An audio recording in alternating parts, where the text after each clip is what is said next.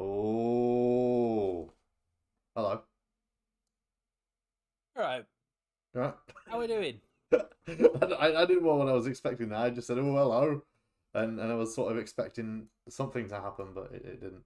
Um, how are you guys? I'm moving the thing around, and I don't know why. There we go. How are you all? How are we doing today? Uh, I'm doing okay. I'm doing okay, mate. Good. I'm a bit tired. I slept for 12 hours today, or Oh, or last fucking night hell. rather. You slept at 12. That's a long time. Yeah, I went to bed at probably about I don't know 1:45 after I finished playing me video games. I'm moving this around. Don't And mind me. yeah, I can see Don't mind me. the video games, and then I woke up at about 1:45 Okay. today. It's impressive. I wasn't pretty early today, actually. Shockingly. As usual, I am joined by Charlie Walsh. You alright? Hello. How I are you was doing? up at an average time for Charlie Walsh. What's an average time for Charlie Walsh? Like 1 One? ish, yeah. Ish. Fair enough. Fair enough. And also joined by Louis Birtwistle. How are you today? All right, mate. Alright. All right. How we Alright. doing? I'm all right. All right. I'm awake-ish now. You're waiting now. So have you been up for like an hour? Yeah, kinda. Yeah. Like an hour and a half? That's Yeah. insane. I can't. Is that insane? I don't know. Like I feel like it is for someone who works like a 9 to 5 kind of job, maybe. Oh, I guess in that sense, yeah, not wrong. Yeah, for you who works until 6 o'clock in the morning, like that's not so Yeah, weird. half 7 last night. I also like I You was mean gonna this say morning? because I thought you meant it's insane because like, oh my god, you've only just woken up and you're on a stream. Like No. I've done watch alongs like and been live on camera 4 minutes after waking up. Yeah, I mean we did E3 like 1 year, and it was like basically falling asleep in between E3 press conferences. Yeah. It's not good, is it? No, I mean it's fine because like the E3 press conferences are like 4 in the fucking morning or whatever. You know? I guess. Like when you're waiting for Sony to start doing something at 4 in the morning, I think it's totally fair that you've fallen asleep in between conferences and Yeah, I more just mean it's not good for your body, you know. to be waking up and stuff every however many hours. My other half has got a Fitbit. Oh. Has got a Fitbit, and the Fitbit tracks your sleeping, among other things. Okay. And she goes to bed regularly, quite like most of the time before me, because obviously I work late or whatever, and she has an actual job. And so a lot of the time, well, I say a lot of the time, I will just every time when I wake up at like 12 or whatever, and or 12:01, and I come in and I'm talking to her at lunchtime or whatever. She'll be like, "Oh, you came to bed at this exact time and woke me up, and then I never got back to sleep properly. Here's the graph, which shows that fact." And I'm like, ugh. That sounds I mean that sounds rough on your girlfriend, to be fair. What? Hang on. I'm catching flack because when I come to bed, she's diagonal.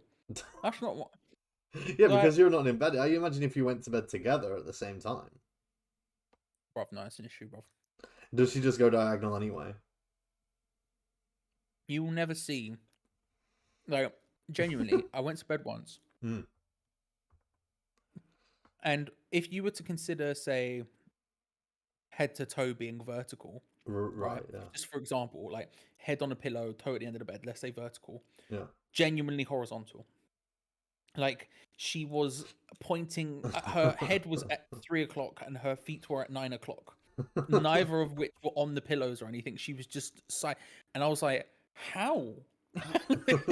Just like feet dangling off the bed, head dangling off of the bed the other side. I don't know how it was possible. I've never seen anyone do it before. She was face down as well.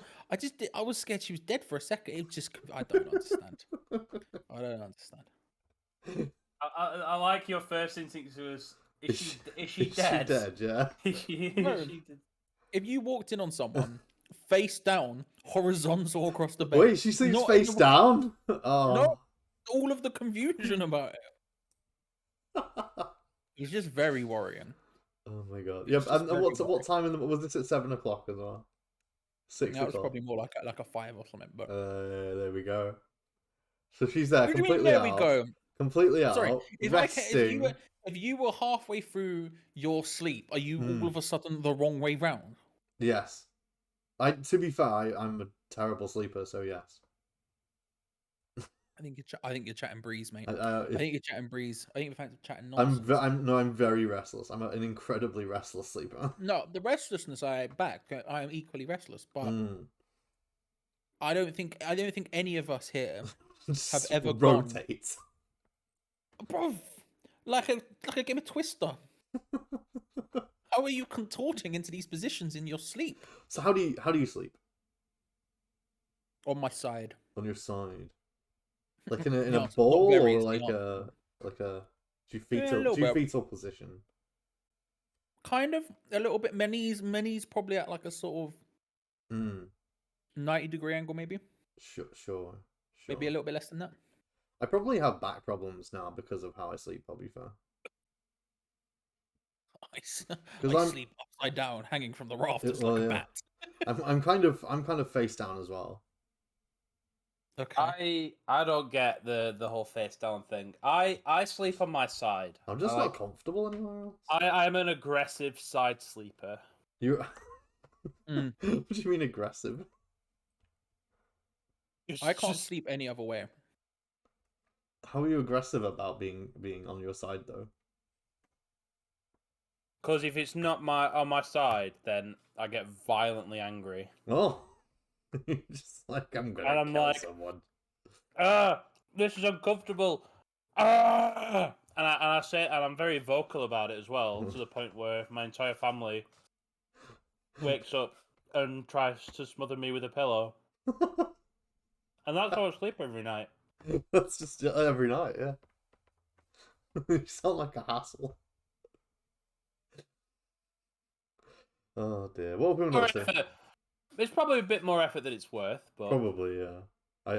Do your parents respect it though? Are they like, fine, he sleeps the way he sleeps, or is it just like?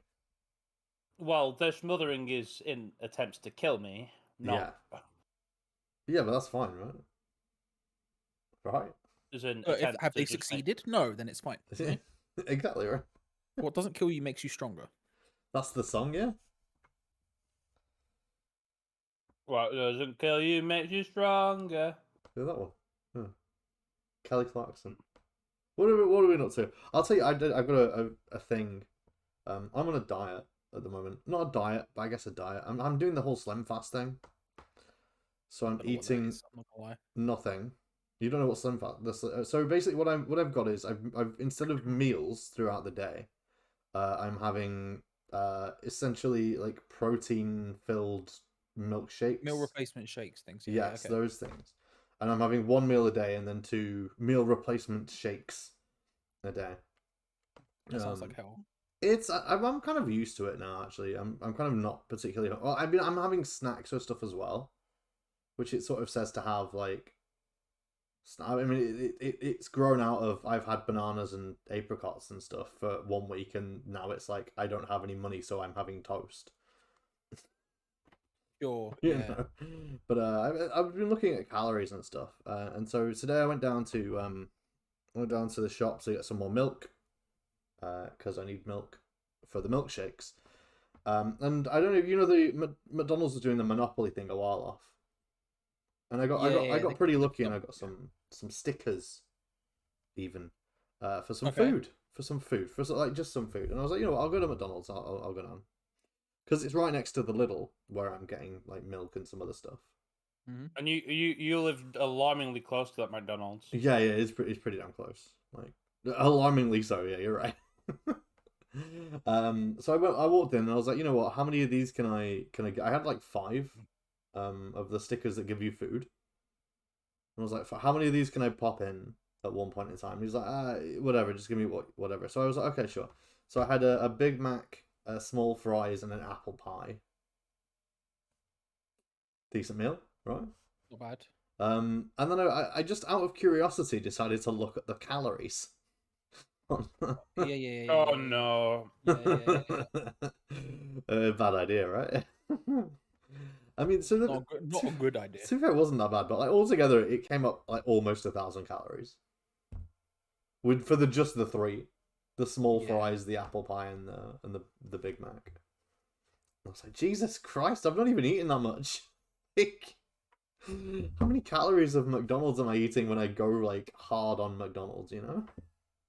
Mainly, it'll be the sugar, the processed meat, and the cheese. Those are the Mainly, those it'll will be the big all offenders. of the above. It's everything. So the Big Mac was the Big Mac was the 500 odd calories, and the small fries and the apple pie each were like 240 odd. So the Big Mac and the small fries the Big Mac is equal to the small fries and the apple pie together, basically, and like together it makes almost 1,000. If it makes you feel any better, Adam, Eddie Hall, like for his World's Strongest Man training, ate 35,000 calories a day. Yeah, that's I mean, so I watch. Is Beard Meets Food? You'll know Beard Meets Food, won't you, Louis? My dad watches him religiously. Really? But I don't really watch it. Yeah. And like he has a calorie count on the screen whenever he does like a food challenge thing or like an estimate calorie count, and it's often in like the 10,000s. And I'm like, oh. I mean, he's doing a food challenge, to be fair. Like he's eating the last one I watched was he ate like a big ice cream. It was like a banana split. But, yeah. Would you like to know what Eddie Hall used to eat for his dessert every day? I think Beard Meats Food did a Eddie Hall challenge where he ate what Eddie Hall did. It was half a family cheesecake. What do you mean? Just like how big's a family cheesecake? Doesn't even eat all of it. Disgraceful. I know, right? How big's a family cheesecake? Well, biggest family. I think of like a birthday cake. Right. So how many does it sell? Like 20? 10? 12? I don't know. Imagine like. Let me Google I don't know. cheesecake. A family for like a few days or something. A few days. Maybe a couple of days, maybe or something. Because I don't know what a family. Because I'm thinking you mean just want like one of those frozen cheesecakes from Tesco or whatever. That costs like £2. Because I can eat one of them in a sitting. They serve 6. They serve 6. It says. I don't know if that counts. 450 grams. What? Yeah, I don't know. Hold on. Let me find it. Eddie Hall cheesecake. World's Strongest Man. This is the Daily Star I'm looking at. Hold on. If I go back, it actually gave me the calories. There's a video. It's on Facebook. 7,000 calories of cheesecake and wings. How do you feel about that? It's a lot. It is a bit in it. But the thing is, cheesecake being what it is a calorie explosion. Yeah, because it's just all fucking sugar and dairy and stuff, right? Yeah, it's just dairy. That's the thing. It's just like all fat and whey and curds and sugar and beautiful shit. It's nice. I love cheesecake though. Cheesecake's good. If they could make a meal almost solely from a cow, they have done it. You can, right? That's just a cheeseburger. But what about the bread? Yeah, the bread of the cow. The bread section of the cow. Yeah. The hide. The hide. They just make bread out of hide.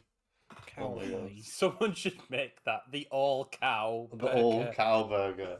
We use every bit of the cow in this cow burger. Even the bread is made of cow. Look, there's its eyes. Oh. Don't know how I feel about that. Don't know how I feel. It makes me feel sad. I can't do with eyes on food. That makes me feel weird. I think I've said it before, but I remember eating a fish, like ordering a fish on at a restaurant or whatever, and it came with the head still on, with the eyes in, and I was like, I can't eat this shit. It's looking at me. I'm sort of fine. I'm sort of okay with it, but I don't know. I don't know if I'd want to eat something that still has its face, not because of the like, not because of like it creeping me out or weirding me out or anything. It's just the memory because I'm of like, knowing just that it was prepare the once. food more. You know? Prepare the food more. Just get rid of it. If I'm not eating it, then why is it on my plate? I think you're supposed to eat it. Oh, well, in that case, fair enough then. Eat the food. I think you're supposed to eat the eyeballs. Which sounds really... Here's a question: is fish really prepared? If it's not in batter, I don't think so. Okay. Yeah, but look, don't you dare talk to me about like fish and chips. You live in London. You don't even put gravy on your chips. There, you're disgusting. I love gravy, but not on chips. Why not? No. The thing is, though, Charlie, chips are just potatoes. Why would you not put gravy on potatoes? Because if I'm having something else, then I'll put gravy on it. But on chips, I'm gonna have ketchup and salt and vinegar. Yeah, but chips are just potatoes, right? So if you have gravy on potatoes, I'm not saying you can't have it on there. I'm just saying there's better things to have it on. Have you ever had it? No. Just do it for once, just once in your life. Just do it. Also, it's not. To be fair, I don't typically have. Yeah, I mean, it's not an option down there, is it? Because you can't just do that. But to be fair, I don't have it with fish and chips. I don't want gravy on my fish and chips.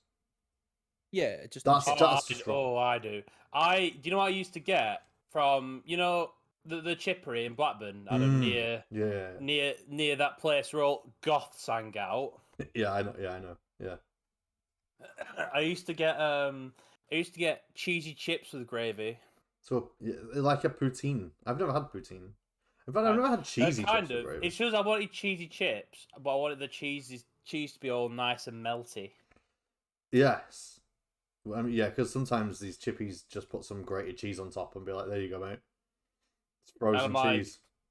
Yeah, cheers, mate. Kind of don't want this now. I don't typically have the gravy with the fish. I'll have salt and vinegar. But with like sausage, I'm okay with the gravy. If you're having a sausage and chips, I'm okay with the gravy. Because that makes sense. Like if you're just having bangers and mash, you'll have gravy, right? Yeah, absolutely. Yeah. Yeah, that's just typical. To be fair, I wasn't big on gravy. Did you have sausage and batter? That depends. Yes, I love battered sausage. Yeah, because I would never have I would never have just sausage from a chip shop. It'd only ever be sausage and batter. I don't typically get a battered sausage, but like I'm fine with it regardless. So when I was in Preston, they had some pretty good chippy places around in Preston, actually, shockingly. Really? Name one, please. I am yet to find a good one. Queen Vic? Never been. Yeah, it's pretty good. I think that's one. Where is it located? Direct me. It's on the main road by the student places. On the main road by the student. Yeah. Look, all right, just to give you an idea of how much of Preston I know the main strip which leads from the train station all the way to Harlequins. That's as much of Preston I know. I also know where the Mackey's is as well. Behind the St. George's. Oh yeah. Yeah, I know what that. Yeah, sure. It's not that. I'll tell you. It's so what I typically got there was like a fish and chips or a sausage and chips, but they also did deep fried Mars bars. Oh, like what they do in the backwards Highlander place. Yeah. So I got a taste for deep fried Mars bars. Because they're good. I imagine they are great. It's just the worst thing in the world, but I do imagine they are. It's not good, yeah. Although I was watching someone, I don't know if you know, there's a guy, he's like the takeaway man or whatever. He like goes around the country just eating takeaways. He's this big proper northern lad. Yeah. Yeah, you recognize. And he went to Scotland for one, I think. And he got what's called a pizza crunch. I'd never heard of before. That sounds disturbing. Where they get like a frozen pizza from Asda and deep fry it. Oh my god. And I'm like, why? Who hurt you? sounds about right. Who hurt you? Why did you have to deep fry a frozen after pizza? Oh my god. Yeah, the problem is though, is once you start deep frying anything, once you start deep frying anything, the question is no longer why shouldn't I why shouldn't I deep fry this? The question more is, like, does why it fry? shouldn't I? The question Why is, shouldn't does I it deep fry? Have you seen the was it? He's called Dazza. I remember seeing him on Facebook actually. Shocking. I think he's got a YouTube though. Then he's a Dazza. Scottish dude, and he has a series. He just goes, "Does it Oh. fry?" And he gets in loads of he gets in Greg's and puts it in the deep fat fryer and gets in all sorts of shit. It's the sort of nonsense I would do if I had a deep fat fryer. I'd just be like, let's good. just lob shit in and see what happens. To be fair, I love how he rates chippies though. Like I feel like he has a very good eye for what constitutes a very good chip shop. Sure. What do you think constitutes a very good chip shop, Louis? They have gravy. They have gravy. So every chip shop in the north is a good chip shop. And it's got to be good. It's got to be good gravy. And the chips have also got to not be shy. Everything else could be hit and miss for all I care. Sure. But the chips have got to be good, and the gravy's got to be good. I don't know if I ever mentioned when I went down to London. I think it was a couple of years ago for a radio thing. I ended up going to the KFC, which was right next to it. And I typically, when I get KFC, I usually get the gravy for chips. I got the gravy in there, and I was like, this is shit. Like, Jesus Christ, what is wrong with that gravy? Like, it's just water. I Just love vague chicken water. I love KFC gravy, but the problem with KFC gravy is that it's really inconsistent. I mean, that is true. That is true. I mean, KFC in general. Alright, so my friend invented what he calls the chip test. And I've been following this ever since I've started ordering gravy since. Okay. What's the chip So test? if you can get a chip, a fairly tall chip, and you dunk it in the gravy, in the little gravy tub, and it stands upright on its own, it's a good batch. It's a good gravy. It's a really good batch of gravy. If it can't stand up on its own, it's bad. Yeah, that's fair. That's fair. What? I just like the idea of this is a good batch. It's the same sort of thing when I was a kid. When I was this was like before I was 10 sort of level.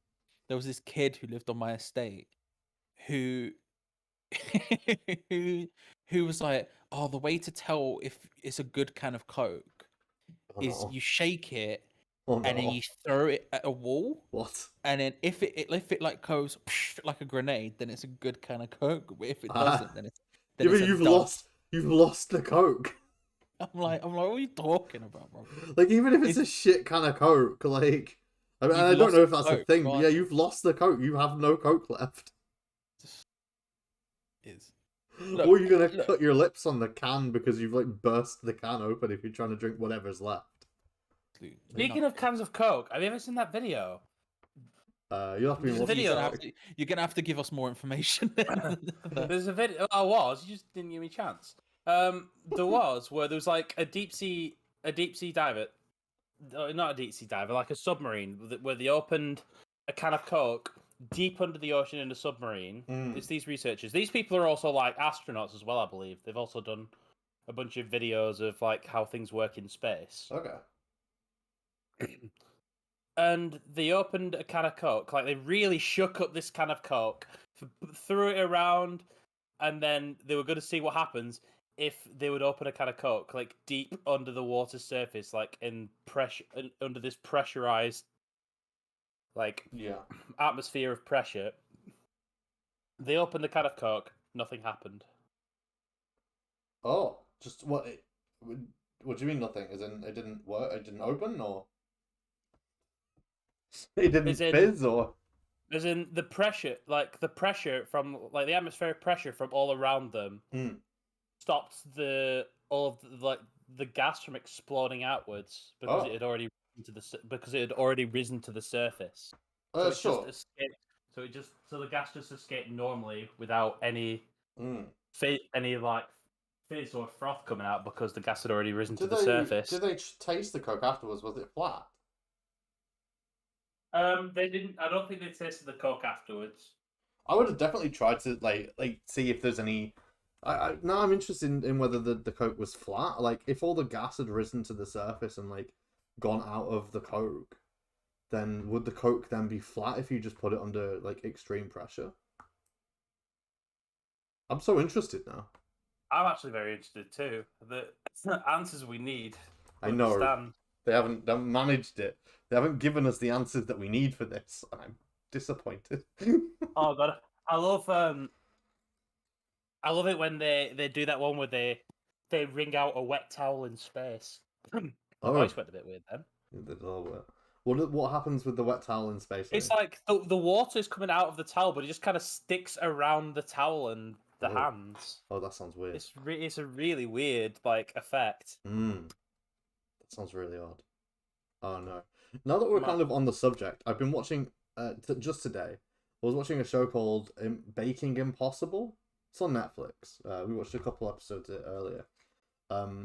There's the guy who's running it. He was from Great British Bake Off at one point. He is an engineer and a baker.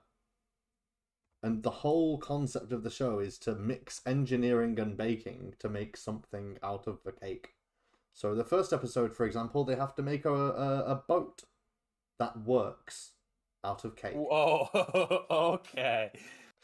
I imagine. Look, I'm gonna believe that they managed to find something that worked. There are a few there are people that made it. So they had what happened was at the end they got this massive. It wasn't that big.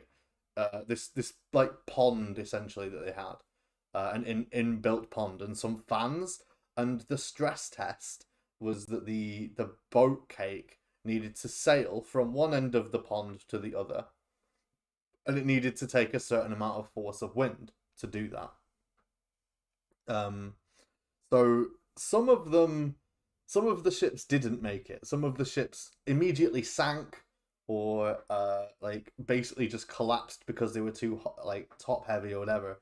But like four of them managed to stay afloat, and two of them managed to get to the end in 45 seconds, which is quite a quick space. The other two probably would have made it to the end in the 45 seconds had they been A, bit faster, and B, not driven by the most excitable young lady I've ever seen.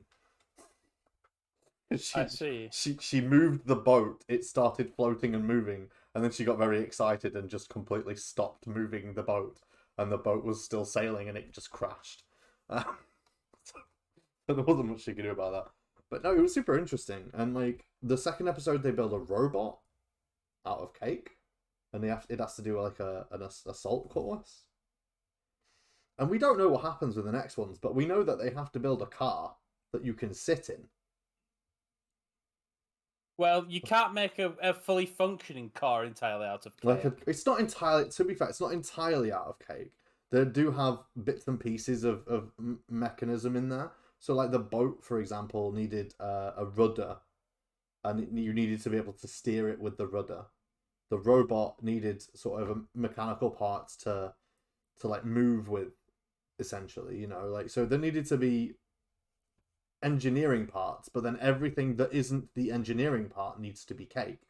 So, like with the car, for example, we don't know because I've not seen the episode, but I imagine what needs to happen is it needs to have an engine of some kind and a way to steer that engine, and then everything else of the car needs to be edible cake. That is... Oh my god, that just sounds like a bit of a... That sounds like a bit of a faff. I mean, it is. They have 9 hours to do that faff, to be fair. So it's a long time. 9 hours? Yeah, that's how long they had for the boat. To me, that feels like not enough time. That's how long they had for the boat, 9 hours. I mean, a life... the car, I don't know if they actually sit in the car, but there's definitely a mannequin sort of doll person in it. So, like, I don't know how they do it. I'll have to watch the episode. It's super interesting, though. It's on Netflix at the moment. It's called Baking Impossible. I would recommend if you're interested in cake and engineering mixed together to make weird stuff.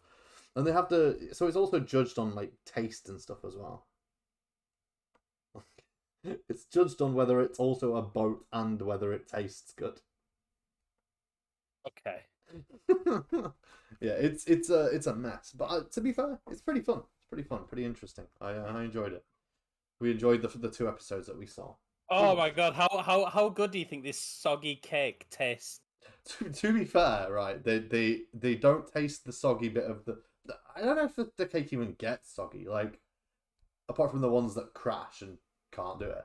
But like the one that won that one was made out of, it's something called dead dough, which I haven't actually googled since. But let me just Google dead dough and see what dead dough actually is.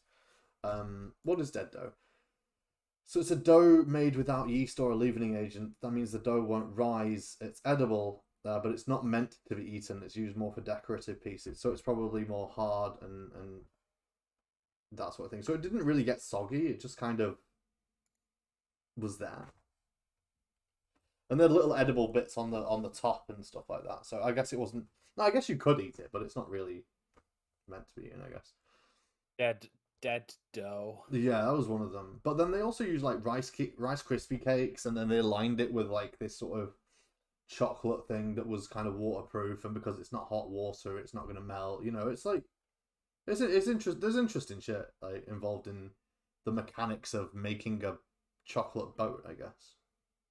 How long do you reckon speaking of like, how long do you reckon a slice of bread floats for? Well, before it just disintegrates. Or it just sinks. Or sinks. Or sink. I don't know if bread sinks. Does bread sink? It will eventually. It would, right? It will eventually. Yeah. Maybe. I reckon Oh, you got a good 15 seconds. really? I think it's because like when you, I know it's different, but when you feed the ducks, for example, and I know you shouldn't be feeding the ducks.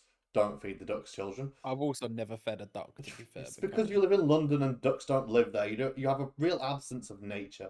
No, we have lots of ducks here. I've just never gone up to them and go, "Do you want some bread?" If I've got bread, I'm eating it. You ever been to a park? Like, we used to go to the park and feed the ducks. No. Jesus.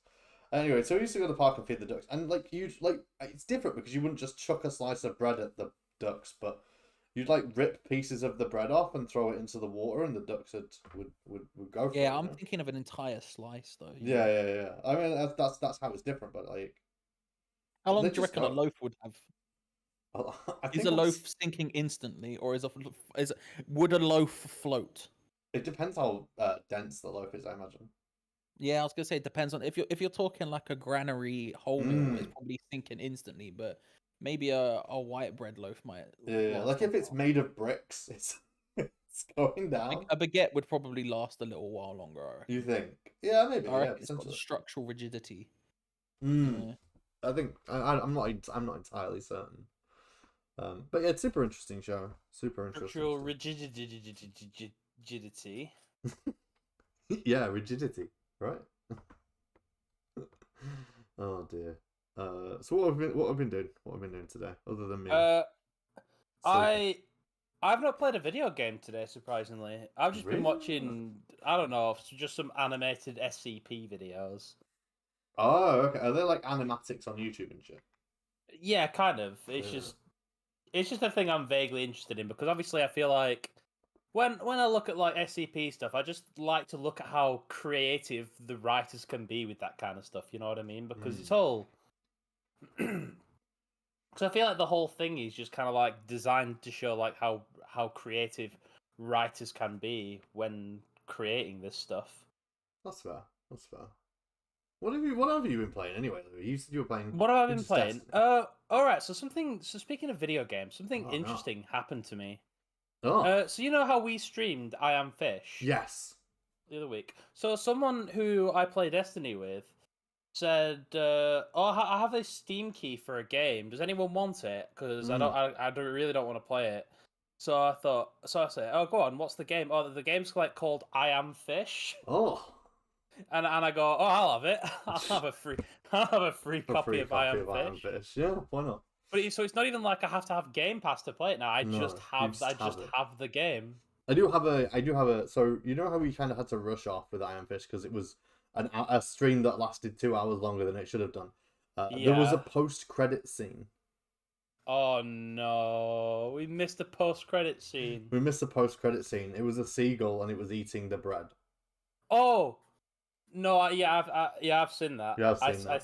I saw But then that. there's an extra levels opened up, but I need to like perfect the rest of the game to open the level, which obviously I'm not doing, but I might do. But yeah, legit, like there's more to the game than there is. I liked Iron Fish. I enjoyed it a lot. I do. I might go for that. I'm also tempted. I'm also tempted to play the game on Iron Fish mode. Iron Fish mode. What did So you do you just know die? do Like you an want to Iron know what Iron Fish mode is? Is it like an Iron Man? You do not get checkpoints. Yeah, so I guess it's an Iron Man run, sort of. It's a permadeath. So basically, you have to finish each level from start to finish with a 0 death. Yeah. Yeah, that makes sense. That sounds. I mean, it sounds fine. Like, it sounds definitely possible. It sounds difficult. It sounds some of the levels sound really hard. But especially like the seagull-ridden ones and. Or just all of the flying fish levels. I mean, yeah, if you're me and can't use the flying fish particularly. I enjoyed Iron Fish though. You probably would have liked Iron Fish as well, Charlie. Probably yeah, I mean, I just think I will play at some point. Iron Fish at some point. I think I'm gonna really enjoy it. I think you will. I enjoy.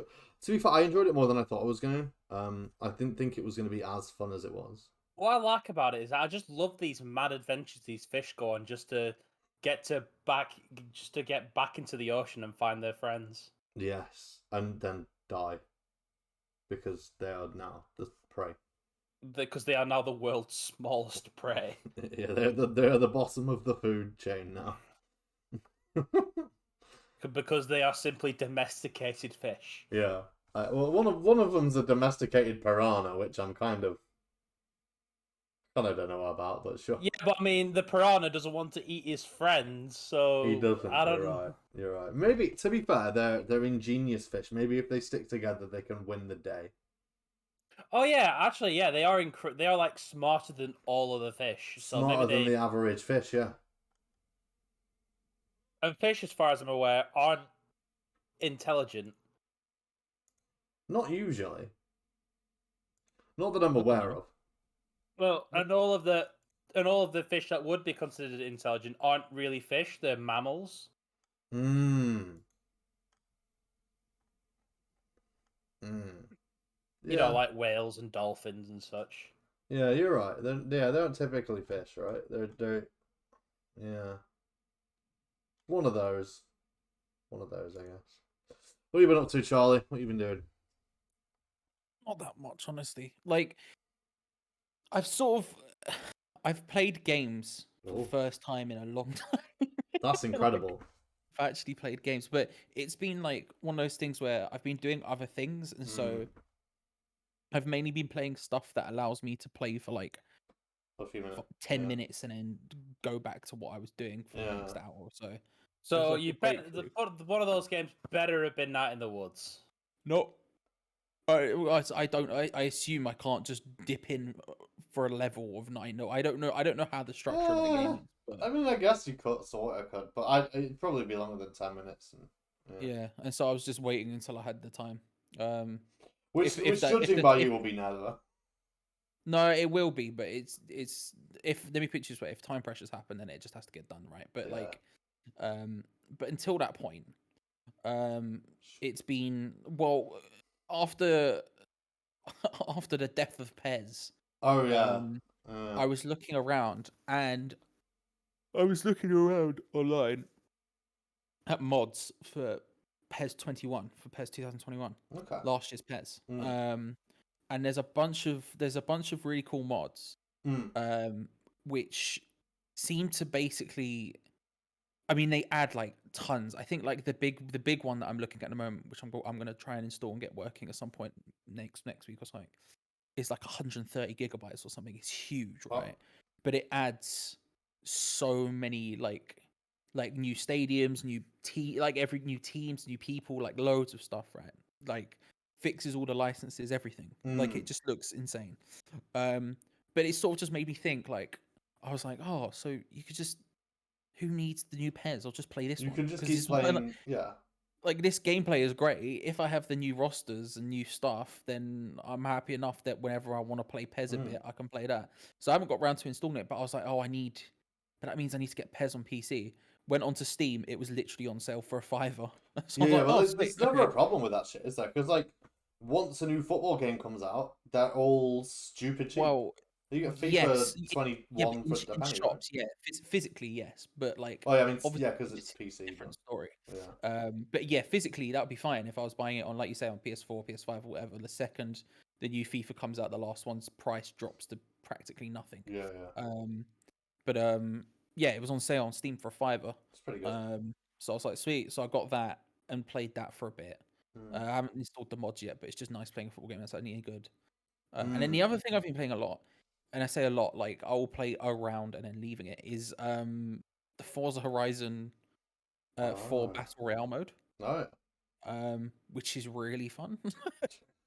Fair play. It makes no sense that it should exist, but um, yeah, I like 60 or so cars, 60 or so players load into the Forza Horizon open world map, Mm.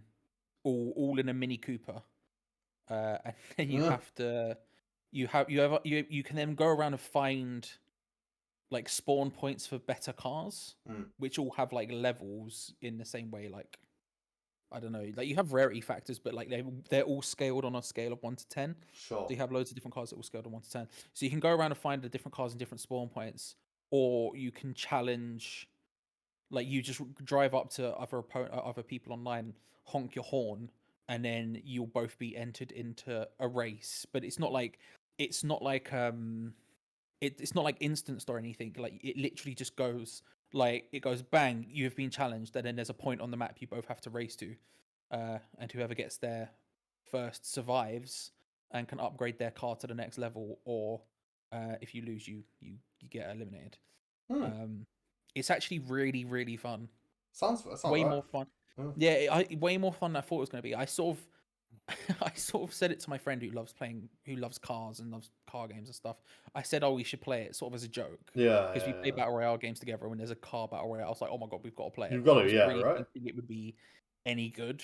But it's actually really fun. And Forza Horizon in general, I'm really impressed by it, to be honest. Sounds good. Again, I wasn't really thinking about it. I've always preferred Horizon to normal Forza because I just like arcadey racing games more than I like Yeah, simulation. yeah, the realistic ones kind of. I don't think they're my bag, the realistic ones. Like, I don't mind racing games, but when I get into a realistic one, I'm kind of like, oh my god, I'm totally lost, you know? Yeah, me too. And like whenever I've played Forza Motorsport, like it's quite heavy, and I don't know. I just never get on board with it. Mm. Whereas Horizon's totally not that. It's an arcade racing game, through and through, and it's really really fun.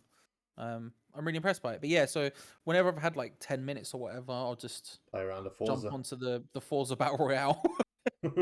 um, Fair yeah, play, and fair play. I really like so you don't just keep facing people until the end. The circle shrinks as it would do in any battle Yeah, royale yeah, of game course. Yeah. of the open world, and then once you get to the final circle, however many people are left, it doesn't matter. It could be 3, it could be 10. It doesn't really make a difference. It's quite usually you have about 9 people left or something. Mm. It's just it gives you a point on the opposite side of the map, and then everyone just races there. Nice. And it's just, and like one of the things is like because it's open world, and like Forza Horizon, part of not charm, part of its allure is like driving off road and everything else as well as on road. It's the kind of, all the vehicles are different, but so you're going across all different types of terrain, racing over up and down hills, through forests, everything, and Mm. in all of these really vastly different cars. And it's just a really cool moment, like a big culmination, and it is quite tense, like just because everyone is gunning for the exact same point on the opposite side of the map, and it's far enough away to where sometimes someone will just get a head start and then they're just miles ahead, but it's far enough away to where there will be 100% be twists and turns, like someone will crash into a tree and then that's them out, and then, like it's just really good. I'm surprised. It shouldn't work. I don't think it should work, but it really does. It sounds fun. um It sounds fun, honestly. it genuinely is. Like it's also, there's a lot of dumb cars in it. Like the Yeah. Warthog from Halo's in it. Oh, really? There's like a bunch of like really stupid cars in it. Um and when you go to the spawn, when you find like a spawn point for a new car, it will say like the car name and what level the car is. But I don't know cars well enough to No, like yeah. understand what that means. I know how a number works. 4 is bigger than 3, so I'll get the 4. But I don't understand how the cars work. And so like I didn't know the Warthog from Halo was in it. And then I picked up a car. It was like a level 7 or whatever, and it was the Warthog from Halo, and I was like, "Oh my Oh, god!" And it was so much faster and better than anything I'd used. oh And I my was like, god. "Oh my god, yes!" So I'd go and challenge this guy, instantly crash into a tree because it's like twice as wide as a normal car, and I wasn't thinking about it. Sure. And then that was it. My race was over. I was like, "Well, fair enough. I guess. I I guess got I'm done. cocky." Yeah. Um, That's right. yeah, it's really. I'm trying to unlock. You can customize your cars and customize your horns and all that sort of stuff. But one of the and there's like loads of different horns, and there's stupid ones and normal ones or whatever. But one of them's the shutdown noise from Windows XP, and I really Oh, want it. that's fun. It's the only thing in that game I want to unlock. And that's but solely so when I beat someone in a race, I can press the horn and it just go do do do do, and then they just be like really annoyed. That's kind of my life. That's such a Yeah. taunt, though, isn't it? Well, I want piss boiling, but also it's just a fun sound, isn't it? Do do do do. It's pretty good. It's Yeah. pretty good. Sea of Thieves themes one of the horns you can unlock and stuff. It's pretty good. Wow. It's a cool game. It's actually really enjoyable. Nice. I'm surprised by how much I enjoyed it. Nice. Mr. Jam's in it from Radio 1 Extra. Is he? Yeah, he's one of the radio hosts for the Oh, that's radios. cool. That's cool. Who doesn't love a good bit of Mr. Jam? Shout out Yeah. Mr. Jam. Yeah. I mean, my friend was so I don't know if you may know that DJ Target has a TV show. Oh yeah. And my friend we were watching it, and my friend was like, "Why is this not Mr. Jam?" Why isn't it Mr. Jam? Like, to be fair, like, I don't know if he like meant any offense to DJ Target, but he was just like, "Why isn't this Mr. Jam would be so much better?" I'm like, I guess. He seems like a good lad, does our Mr. Jam. Mr. Jam does seem great, to be fair. Yeah, I like Mr. Jam. He was like, because when he took over for, so me and my friend, like, I guess had a bonding over Zane Lowe, like the Zane Lowe radio show back on Radio 1 when it was on. Like, we both used to listen to it a lot, and like since then, it was Annie Mac, which we didn't listen to as much. And is it Clara Amfo now, which I think is very odd. No idea. Very odd. But when Mr. Jam took over for a couple of weeks in between, we were both like, yeah, Mr. Jam's a good lad. Mr. Jam's a good lad.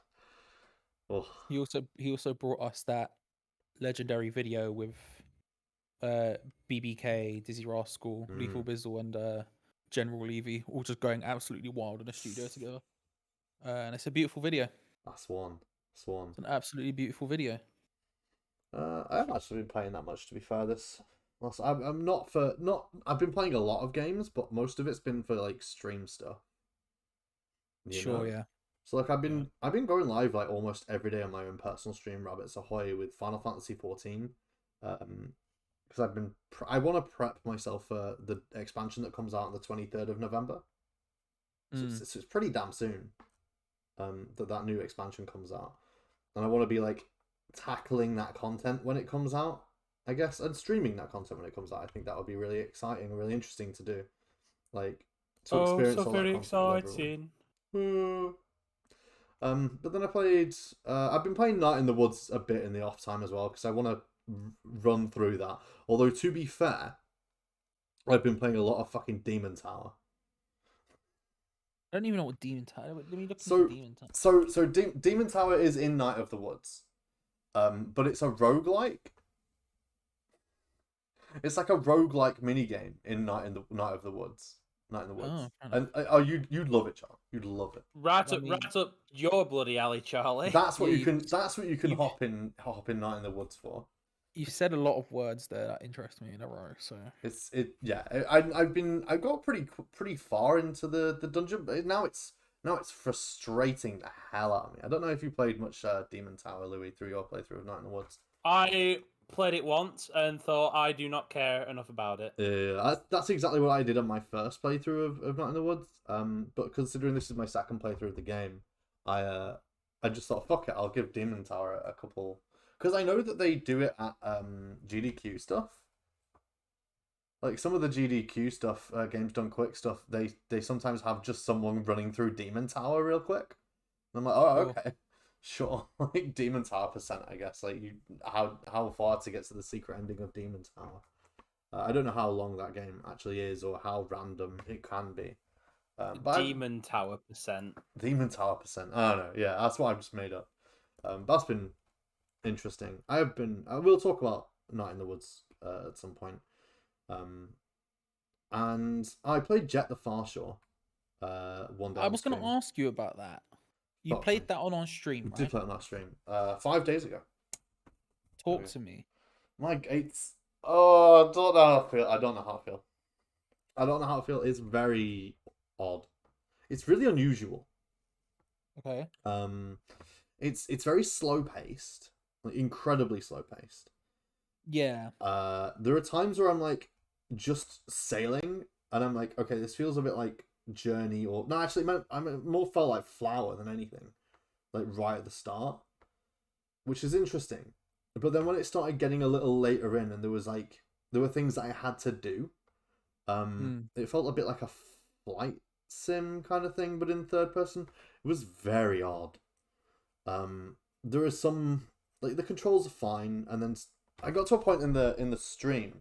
The VOD's still on our channel now. I got to a point in the stream when I had to hide from some energy signal that was destroying my signals, and it was so frustrating to control. Like basically, like when you're free flying, the controls are really smooth and really fun, and then when you have to do something really specific, the controls become a nightmare.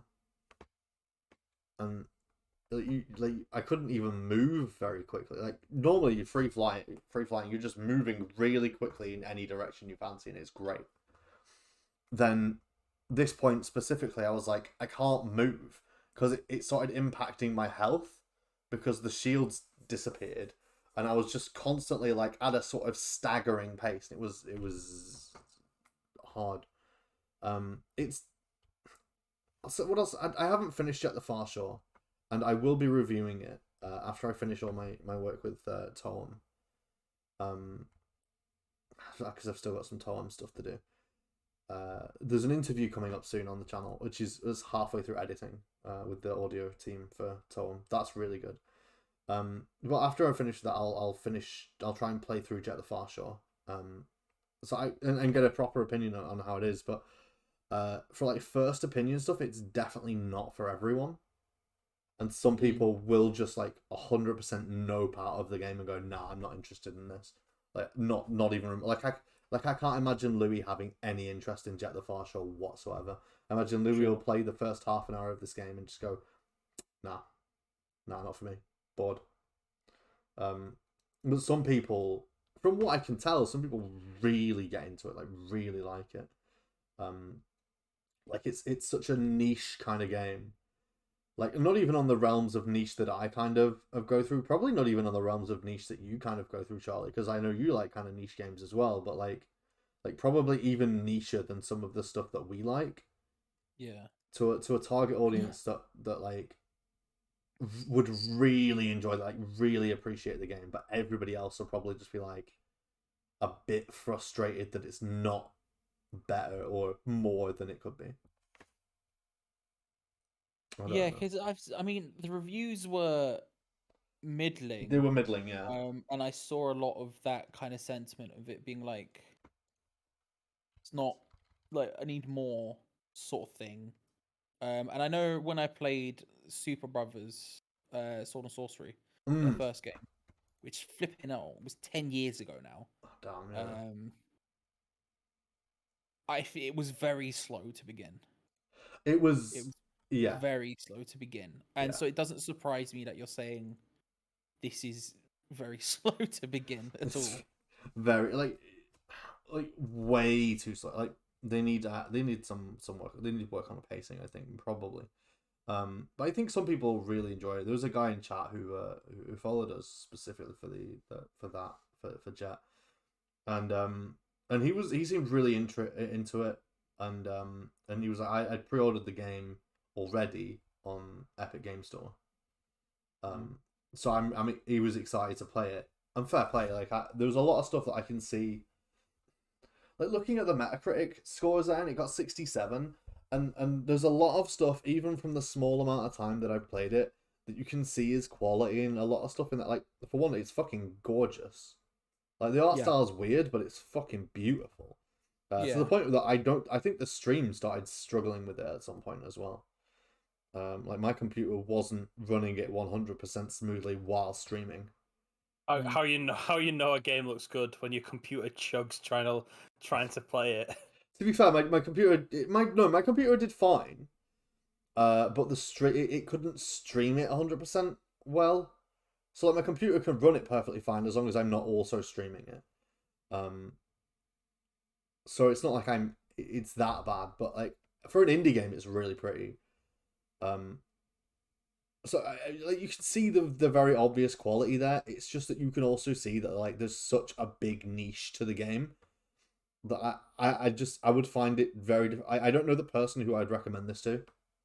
Like I don't know a single person in my friend group I'd go, you would enjoy Jet the Far Shore. You know, and I don't know personally. You only know that I specifically wouldn't like it. I know you. I'm sure you would. You just wouldn't like it. Yeah. I'm still really intrigued by it. It's interesting. Don't get me wrong. It's very interesting because I think what I was expecting from it was a very calm game. Like I'm not even comparing it to like Journey. Yeah. I'm sort of like genuinely something that like I don't even know how to explain it. I'm sort of intrigued, and nothing has from everything I've read, and I've not read like tons and tons, but I've read enough. And from what you're saying, it certainly seems like kind of what I was expecting. I don't know. I don't think it's calm. I don't think calm is what I don't think calm's the word calm's not the word I'm looking for. It's just the one that like that's default stepped in because I can't think of what I'm trying to explain. But like I don't know, isolating. I don't know how to explain it. Like I don't know how to explain it because I think the obvious comparison is Journey, right? Like people like instantly. Well, I feel it's more like Flower. I feel it's more like Flower, just in the way it sort of controls and sure, that's fair. But I mean, that sort of like experience, I guess, is what people were jumping to, and I think that's probably it's an easy thing to say. But I wasn't really looking for. I wasn't thinking it was going to be that sort of thing. It's not as. I was thinking it was more like. What's the word I'm looking for? What's the game I'm looking for? I don't know if this is how the game's played. I've always just looked at it and assumed that's how it was played. But like a game where you're in space and you're just driving about in space doing stuff, like Elite Dangerous, I guess. But I think Elite Dangerous might have more action in it. So, but like I don't know that because from what I've played, and this is only from let's say 2 to 3 hours of the game. I think it was 2.5 is what I played. So I played the prologue and the first mission. It felt like Flower, but also Star Fox. Okay. Which. Yeah, sure. If you can imagine that, yeah, it's like so like the comparisons to stuff like Journey and Flower are not off, but like it doesn't. They're only not off because it kind of plays that way, not because it feels that way, not because it feels like you're playing Flower or Journey, but because it plays like you're playing Flower and Journey. It felt like I was playing something like Star Fox, but more open. Okay. But it's not a Star Fox that for example, I would recommend to Star Fox fans because it's not as arcadey, it's not as silly. It's a very serious. It's so hard to explain, man. It's so hard to explain. It's because it's such an unusual type of game. I've never played anything like it before. I'm intrigued. You're right to be intrigued by it. I just think that a lot of people who are intrigued by something like Jet the Far Shore will play it, and then be turned off within the first couple of hours. And that's fine. I think it's a very difficult game. It seemed from the get-go a very difficult game to like not market, but a very difficult game to sort of explain. Like it's one of those things where you sort of have to play it to understand it, and then like if you're playing it, then there's like a high chance you probably just won't care or won't be on it.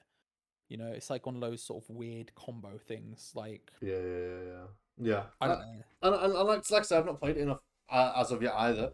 And I assume there's definitely a possibility where I could just get really into it in the next like couple of hours and be like, yeah, I'm really into this now. But the 2.5 hours I played, if I wasn't streaming it and then also trying to review it, I think I would just stop. Yeah. And I probably would have stopped halfway through the first chapter of the game. I wouldn't have finished what I did. And the only reason I finished it was because I was streaming and I was like sort of pushing myself to play more. And if I had just bought the game, for example, if I'd have just bought the game on Steam, which I know it's not on Steam, it's on Epic Games Store, but if I'd have just bought the game on Steam, I'd have played just less than 2 hours and then got a refund on it. I've been like, nah, I'm not interested in this. Yeah. Which is a bad way to. I mean, I don't know if I personally would have done that, but like it's a bad way to do things in general. I kind of hate doing that, but like I know a lot of people probably would treat the game that way. Sure. Yeah, it's one of those. It's just rough, man. I don't know. Yeah, it's weird because Super Brothers have released 2 games now, and they're 10 years apart. And one was an iPhone game, and the second one was obviously this. And like I know in the meantime they did some stuff on what was that game called on the Vita? Sound Shapes. I know they worked on Sound Shapes to some extent. I don't know what they did on Sound Shapes, but I remember their logo coming up and then being involved to some extent. So, but it's interesting. I don't know. It's just an interesting company, I guess, in that sense. An interesting developer where they've released 2 games 10 years apart. They both have similarities in space, I guess, in the sort of awkward weirdness that, like, I don't know, because that was the thing about I always found about Sword and Sorcery was I was always really shocked that that game blew up in the way it did because it starts so slow and weird, and like even the sounds of the game are quite like who did the soundtrack? I think it was Jim Gaffer who did the soundtrack, and it's a really good soundtrack, but like a lot of it is quite sparse to begin with, and it feels really like especially on the iPhone, at that time where you're having like the first Angry Birds has just come out and is blowing up, Plants vs Zombies, stuff like that. That's the sort of era of games we're talking about, and then here's this weird sort of thing that although based somewhat in like traditions of like adventure games and going about with a sword and doing whatever, but like it's not playing like that at all. It plays really weirdly, and I was always shocked it had the success it did. Like I thought it was really good, but I was always shocked that it got that far. And so when they were like, oh, here's this game, and then I was watching the trailers and I was like, this sort of reminds me a little bit of that, like this sort of sparsity of the design, I guess, in the early stages of Sword of Sorcery felt like Jet the Far Shore felt really reminiscent of that. The trailers. Well, I will tell you about the soundtrack for Jet the Far Shore. It's incredible. Sure, do you know who did it? I'm not off the top of my head, but it's cinematic, orchestral, and it's beautiful. Sure. Yeah, that's fair. I can see the composer now. I've never heard their name, but oh, they did Oxenfree. Okay, sure, that makes sense. Okay. Yeah, I mean, it doesn't surprise me. It's incredible. It's really good. Like the soundtrack is probably its strongest. Well, the soundtrack, its presentation is definitely its strongest aspect. I would think, because the gameplay is odd. Yeah, but its presentation is very good.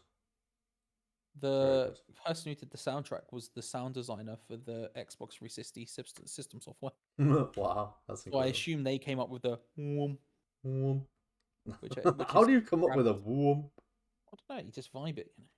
You do just vibe it. I was talking to. This is a sneak peek of our interview, with the guys who did the soundtrack for Toon. It's pronounced Toon, everybody. Toon. There we go. The Toem, yeah. Toem.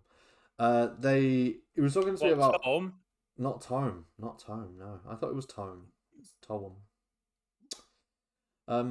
Toem, like poem. Yes. He was talking to me about how he did. So in the game, there's a goat choir. Sure. And like it's just a choir of goats, and he's like, I did the voice for that, but I sort of played it on MIDI. So there were a couple times. I don't know whether we did it on our stream or not, Charlie. You might not remember. There's a bit where you need to find someone who's whistling. I don't know if you remember. I think I have we didn't vague quite. recollections of it, but I might be. No, I don't think we actually managed. I don't think we finished it. I think we started that quest, but we didn't finish that quest. You're gonna find someone who was singing a melody or whatever, and he the one of the composers whistled that, but he couldn't whistle. He can't whistle, so he whistles like one note, records the one note, and then like chooses it, like pitches it up and down in melody, and I'm like, what the fuck? That's such a cheesy way of doing it. I mean, it works, right? But like, you know, like it's crazy how the sound design affect things. It just reminded me of Toem, but like the way that the sound design works in that game is so unusual as well. Yeah, I'm looking forward to seeing and listening to the interview though. It's a real it's a teaser, but it's a real interesting interview, honestly. Like they talk about a lot of stuff, and there's a lot of love between the two composers as well. It's a real love-in, I feel like it's a real kind of like Toem's a real wholesome game, and I'm real happy that the interview is also kind of real wholesome and a bit of a love-in. It was super enjoyable. Huh. It's all good. Oh, interesting. Yeah. What can we do? I'm interested. I'm intrigued. I'm looking forward to it. I enjoyed the interview a lot. I isolated their top 3 fruits, so I might put that up tomorrow or something.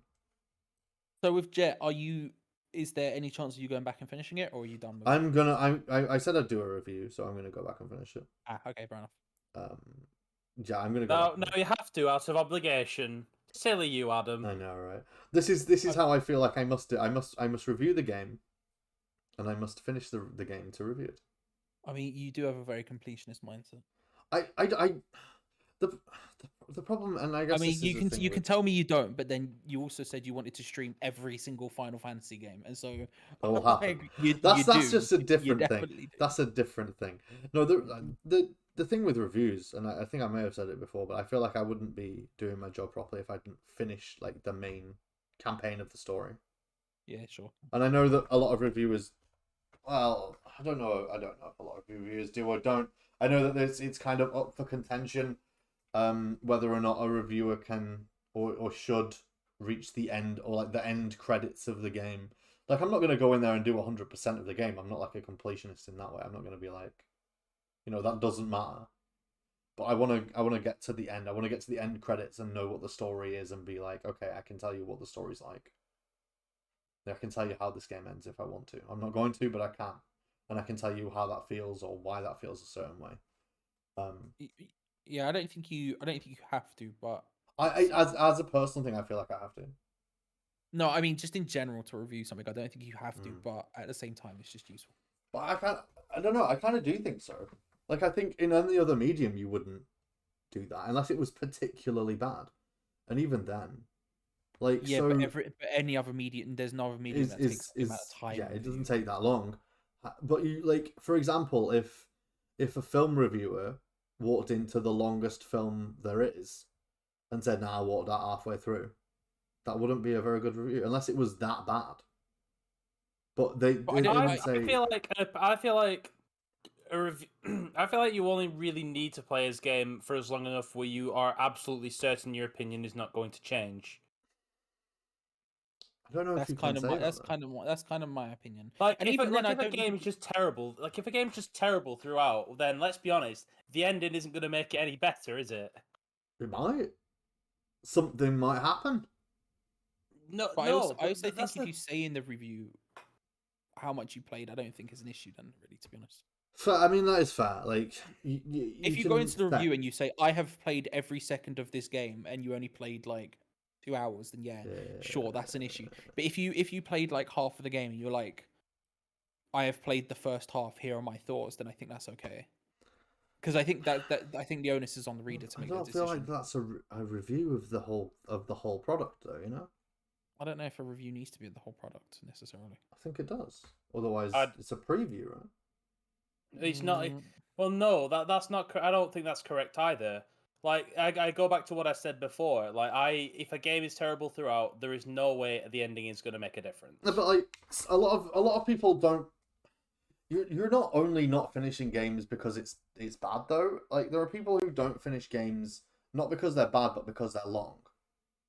And there are differences with the video game industry as well, because like you're not paid for the amount of hours you are playing the game. If you get given... that in itself is its own problem, because let's be honest, some games are just too long. Yeah, well, yeah, they are, but like sometimes they're long for what they are, and sometimes they're just long. You know, and there are differences. Like, so for example, Persona 5, I just bring up this thing, like Persona 5 can be 100 hours long. And like is that a long game? Yes. Is it too long? I don't think it's too long. Because it does what it sets out to do, and that's fine. And I would think that most people who are giving Persona 5 the review it needs should finish that game, I think. But like, you know, if the game was terrible, I would... fair play if you want to just leave, I guess. But I would imagine it had to be real bad for you to just go, I'm leaving. You know, for me personally, I would be like, this game's real bad, I couldn't be bothered finishing it. Instead of, this game's middling, I couldn't be bothered finishing it. Or, this game's real good, but it's real long, so I couldn't be bothered finishing it. I think you should endeavor to try and finish it, sure. Like, don't get me wrong, I think it's just more informative if you've played... I mean, granted, yeah, I agree with that. Like, you should definitely at least make an effort. So, but at the same time, I don't think it's like a necessity. I think if you're being open and honest about how much you've played, I mean, I think it's down to the readers. Your point is fair. You need to be open and honest about how much you've played. But how many reviews start off with, I only played this game for 12 hours and it's 25? Yeah, more and more often. I mean, if we're being honest about it, the more video games go towards the model they are, more the live servicing. But I mean, I'm talking about a complete video game with an ending. I played this 25-hour game for 12 hours. Yeah, but no, I'm not saying that. But what I'm saying is, I think it's up to the reader's choice. I think it's up to the reader if that's okay by them, and if not, just go and find someone else who probably has. So, yeah, well, it's like sorry, Charlie, I had to cut you off. It's kind of like with the live service. It's like you can't review a game like, let's say, World of Warcraft. I mean, you can review. So there's a difference in like reviewing, and a lot of those games like World of Warcraft particularly have reviews in progress until someone has played however fucking many hours of the game until they can put a score in. But like, you can review expansions, for example. Like, you wouldn't be reviewing World of Warcraft. You'd be reviewing Shadowlands expansion for World of Warcraft. You wouldn't be reviewing necessarily Sea of Thieves. You'd review Sea of Thieves Season 1 and what that was like, you know. And so an example I'm going to bring up is something that I've seen recently is Tales of Arise, which, I mean, someone that I'm friends with seems to think that most people who played that game didn't finish it. Most reviewers who played that game didn't finish it, because the reviews for that game were incredibly positive all around. Everyone's saying it's a very good game. However, it drops off very hard at the end, apparently, as according to user reviews are saying it drops off really hard at the end. So there's this big gap there between user reviews who have finished the game and gone, okay, it was good up to a certain point, and then it stopped being good. And the critic reviews where they go, this is a good game, but they don't mention whether they finished it or not. They were like, okay, the story's really good, I was enthralled, I was excited. They don't mention how many hours of that game they played. They don't mention about the ending falling off particularly. Maybe it didn't for them, I don't know, because I've not played it myself. But like the fact that so many user reviews are going, yeah, the ending falls off, and not one critic review mentions that. Sure, there's a matter of opinion there, but is there also a matter of these critic reviews haven't finished the game, haven't reached to the end credits because it was too long, and then at that point they're not able to fully inform the viewer that, like, hey, maybe this game isn't fully worth your full attention, because if you're so invested in the game and it falls apart, that becomes a bad game, doesn't it? But again, I guess why I say it is because I'm informed by the idea of, like, I just think reviews are outdated and pointless anyway. Like, Sure. I get it, I understand why they exist, but like, I think they're so formulaic and by numbers a lot of the time that it's just kind of like, for example, like Far Cry 6 has come out this week, right? Yeah. And has received an interesting reaction in that there's a section of people who have gone, yo, this game is more Far Cry, and that's really good. And then there's another section of people who have gone, this game is more Far Cry, and I'm bored as fuck by it. That is right, the which is interesting, right? It's fun. But I think the breadth of a review can't really cover that idea. And the one that really struck me was, I know Vice Waypoint Vice's Video Games Vertical. I think either the headline or the tagline underneath or something was something like, this isn't a review because I genuinely just can't play this anymore. And it's that kind of idea of just like, I feel like actually, like, reviews, I get why they exist, and they literally always will exist. So this is almost a completely pointless opinion, because there's nothing, this will never ever ever change. But I feel like they're just so superfluous most of the time, and like, especially for big games like Far Cry, though.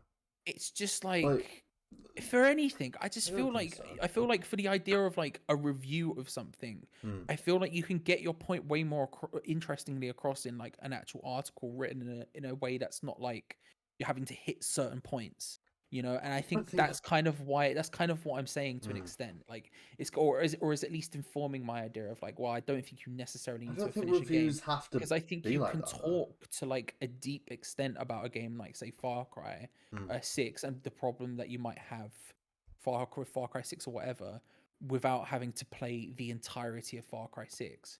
You could just say, do you know what? It's fucking more Far Cry. I just can't be asked sitting and playing through this goddamn Ubisoft map 'em up. You know what I mean? Like, it just whatever, it exists. And I feel like you can have those sort of conversations in a way more interesting fashion than like a review. And it's like, I like reviews, I'm fine with reviews, but like, I often feel like there's this sort of like structure to them, and I feel like it's weird. I feel like we got away from it for a while. I feel like 5-10 years ago, there was a period where we were moving in a slightly more interesting direction, because we'd moved out of that era of like, right, the sound in this game is a 6, the graphics are a 7, blah blah blah blah blah, the gameplay is a 5. Like, we got away from that sort of like tech structure of reviews and into something more like talking about the game. And I don't think we've ever been in that. I don't think we've ever been in that place. But I think a review can be that. It's just not in the video game in the video game world. And there's I get, but that's what I mean. I feel like we're in a stage where we're like, especially in a world where we're moving towards more and more live service games. I feel like we need to find a more interesting way of covering these things, rather than putting review in progress of like whatever FIFA 22 or whatever's come out, and it's just like the new PES is an example of something that, like, for example, you can't really cover eFootball 2022 in a review, because like, it's come out and they've called it the release. They've not called it a demo or anything. Yeah. But what you're getting is essentially a demo. So I saw like I was watching IGN's review of eFootball 2022 earlier this week, which they called a review in progress. Yeah. They gave a number with the caveat of if we were to review it right now. Sure. Yeah. Which by the way is a 2. So thank you very much, everyone. I told you. Like, but I think that's feel valid. like any era of that sort of stuff, I feel like reviews are just almost superfluous to an extent. They just feel like we're doing them because we feel like we need to do them, Maybe. as opposed to like what's the most interesting way to cover this game. You know.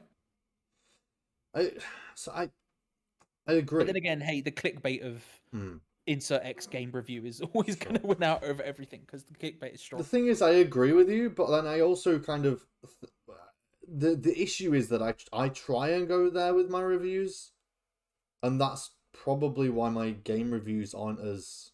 And we talked about this last week, but like my game reviews, I struggle with, but it's because I try and go to that place to talk about them in an interesting way, instead of just the game, the graphics of this, the sound does this, the whatever. Because I feel like, games do need to be talked about like that. And I 100% agree with you that like it's kind of superfluous. And the Far Cry example's fucking, whatever, right? Because everyone knows how the fuck Far Cry plays, and Ubisoft are never going to change that fucking formula. So like Far Cry 207 is going to be exactly the same as Far Cry 4. And you just literally copy paste the fucking review from Far Cry 4 on Far Cry 211, and it's meaningfully basically exactly the same. Whereas I've seen a lot of, and I have seen it on Twitter, to be fair, I've seen a lot of people talking about the idea of people who are white particularly, or people who don't grow up in countries like the ones pictured in Far Cry 6, not necessarily understanding Far Cry 6, because they won't, because it's just Far Cry, right? But to people who live in those countries and stuff like that, there's this whole cockfighting Tekken minigame that fucking happens in there.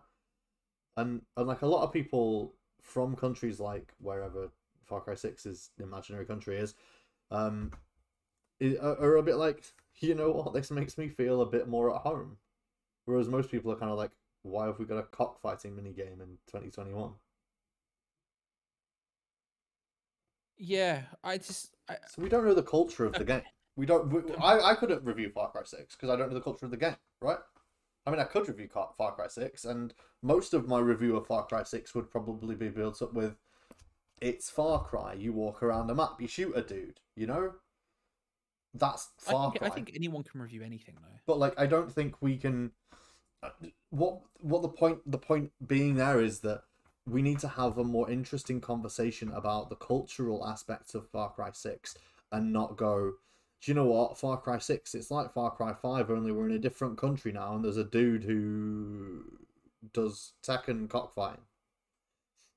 Instead of that, we need to have a bunch of people who understand the culture of fucking imaginary Cuba and have a talk about how Far Cry 6 is culturally relevant to imaginary Cuba and real life Cuba, and go, this is what it's like, or like, I didn't like this because this is stupid and makes no sense, and the people who wrote Far Cry don't know what it's like here, or whatever, like, they need to have the interesting... I don't think that we would be able to talk on that because we don't come from...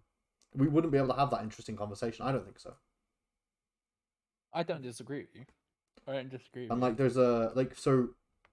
Not to labor the point because we want to make that into a separate thing, but we're playing Night in the Woods now.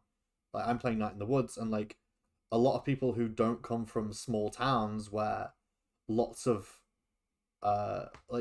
people had just sort of given up on the idea of ever leaving that town or whatever. Like, and maybe this is going too much of the game, but like lots of people who don't come from small towns, for example, probably won't be able to relate as well to Night in the Woods as people who do. A lot of people who, like, don't necessarily go through the themes of whatever Jet the Far Shores themes are, may not be able to discuss it in such an interesting way.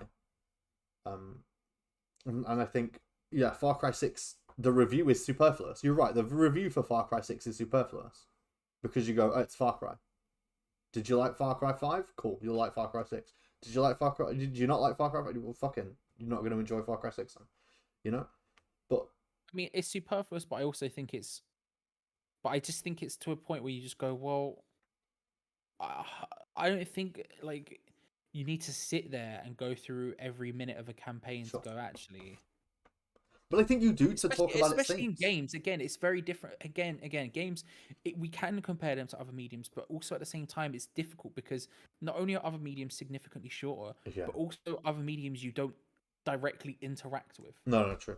You know, you watch a film, you listen to an album, you don't play an album, you don't play a film. They're different mediums in that sense. So yeah, like again, there's like a whole different realm of like there's just a whole different aspect to the medium than there is anything else. So there's certainly just something to think about in that realm. I think it's just one of those things. It's one of those things because it's just again it's kind of pointless because they will always exist. They literally always will exist, and I don't necessarily think they don't need to exist. But I just feel like we focus on them way too much. Like the idea of like there's a Metacritic for everything, and like, oh, what's the Metacritic score for this game? Oh, it's an 8. That means it's shit.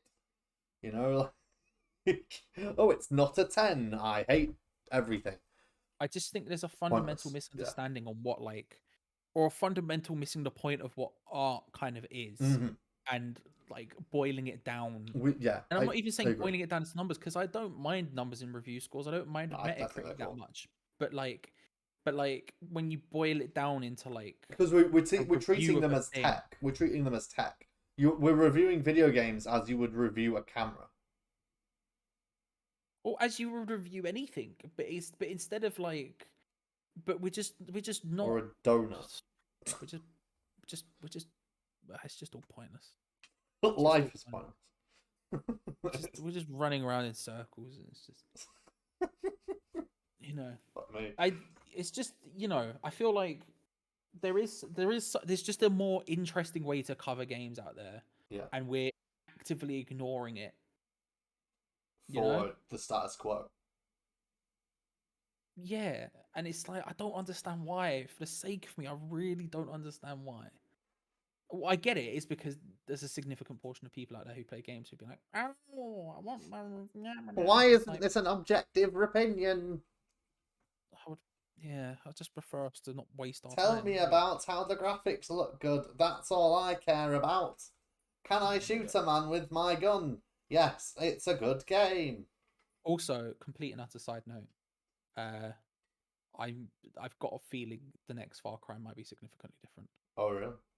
Well, I don't know, but I'm just comparing it to Assassin's Creed, and there was the reaction to Far Cry 6 feels very similar to the reactions of Syndicate. Yeah, when people, I feel like when people start getting absolutely fed up of the same formula, when they're kind of forced to change, is when we actually do see a change, and I feel like that is what happened with Assassin's Creed. Yeah, I feel like exactly when we were getting Syndicate and the embers of those final for Origins, there was a very palpable feeling of well, it's an Assassin's Creed game. You know what that is. If you like it, you like it. You don't. Assassin's Creed only started changing its formula after the game that completely broke.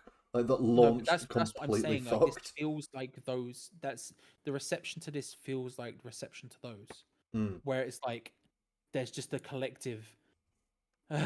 Well, I'd wager that Far Cry 7. I don't know how well Far Cry 6 sold, but I'd wager that Far Cry 7 needs to have a straight up breaking like Assassin's Creed Unity, in order for Ubisoft to go, hold on a minute, why is this not working? Well, unless they've learnt their lesson. Potentially, but at the same time, doesn't seem like they have. I don't think you can say that out loud, but I think when you look at Far Cry 6 is Metacritic, it's 75. It is, yeah. There is a significant downturn in the reception these games are getting right now. A significant downturn. Because even up to 5, there were these feelings aren't new. These feelings did exist in 5, but 5 still had the feeling of it still has fun gameplay and you can run around and do all these different things, and there was like the politics thing that happened with Far Cry 5, but at the same time, like the general consensus was like, hey, it's more Far Cry, and like, you know, that is what it is, but at least it's still I fun. guess there's been Whereas a now we're sort at of the steady stage where decrease. they're just going, yeah, it's Far Cry. Like And looking at the at that steady point, decrease here, we've got Far Cry 3 at 88, Far Cry 4 at 85, Far Cry 5 at 82, 81, 78, and then Far Cry 6 at 75, 76. There is a steady, but slow, to be fair, decline. I'm not saying it's going to be completely different, but what I'm saying is like, it feels like the dying embers of the original Assassin's Creed games, where there was like a sort of like, and the thing is Far Cry they're a lot further apart. I mean, Far Cry 4 was the beginning of the PS4 generation. Far Cry 5 was towards the end of Far Cry 6. The fact that we're not on Far Cry 10 already is, you know, so it's very different in that sense. But we'll see. But I wouldn't surprise me if Far Cry 7 turns out to be not significantly, but at least more somewhat different than you would be. Surprisingly different, maybe. What about who remembers Far Cry? Far Cry goes Ooga Booga with Far Cry Primal. Far Cry Primal. Yeah, Far Cry Primal. I will tell you that Far Cry Primal is substantially lower on Metacritic than the other Far Cry games. Yeah, that sounds about right. Far Cry Primal was they tried to redo Blood Dragon, but they did not know what to do with their lives. I didn't enjoy Far Cry Primal. Not very much. Yeah, I guess that's it though for today. Hang on. You played Far Cry Primal. I reviewed Far Cry Primal. Did you? I'm sorry. Yeah, I can't remember what I gave it, but it's like I'm pretty sure I can't imagine it. There are very few game series I can imagine. There are very few game series I can imagine are less for you than Far Cry. I liked Far Cry 2 and 3 a bit. Yeah, the interesting ones. Who doesn't love burning the weed farm in Far Cry 3? Yeah, that's the bit where Far Cry becomes like, I'm like, yeah, sure, Far Cry. And I was somewhat interested in Far Cry 4. Like, I enjoyed Far Cry 2 and 3, and I was somewhat interested in Far Cry 4, but I played Far Cry Primal and I was like, nah. Ubisoft will just be Ubisoft, I guess, and they'll just make the same thing over and over again until they're forced to make a change. There's been a big point where I've just stopped being interested in Ubisoft games, to be fair. The one interesting thing they ever did, they killed. Which one's that? It's Far Cry 4. Because that was the one where everyone looked at it and went, "Oh, they've done Far Cry 3 again." Yeah. What was the game that Lou was talking about? That was. I was talking about like the Ubi art stuff. Oh yeah, the Ubi art stuff. Yeah. You know, the one interesting thing they ever did, they just killed. Yeah. And it's just. Yeah, I agree. Oh well, I think that's it for today. Thank you everyone who's been listening. I'm quite depressed now. I know we want to leave on a depressing note. I know I didn't want to say that I disagree, but then we'll move. You know what I mean? No. Because that's another 8 hours of talking about Ubisoft that we don't need. No one needs. Nobody needs. No. Thank you very much, everyone who came to watch. It's been nice having you here. If you are about tomorrow, Sunday, at 8:30, we'll be playing some Jackbox on our Twitch /sometimes video games. Come give us a follow. Come join in and have fun with us. And we'll see you then. Bye. Bye. Ooh.